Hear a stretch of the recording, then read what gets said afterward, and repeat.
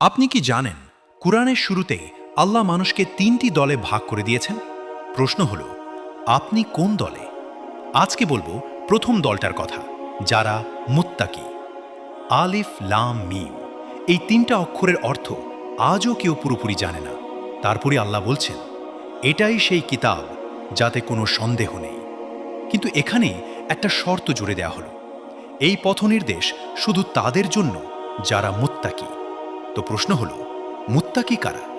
আল্লাহ নিজেই উত্তর দিলেন, যারা আল্লাহকে না দেখেই বিশ্বাস করে, যারা নিয়মিত সালাত আদায় করে, আল্লাহ যা দিয়েছেন তা থেকে অন্যের জন্য খরচ করে, আগের সব নবীদের উপর বিশ্বাস রাখে, আর আখিরাত নিয়ে তাদের মনে এক বিন্দুও সন্দেহ নেই।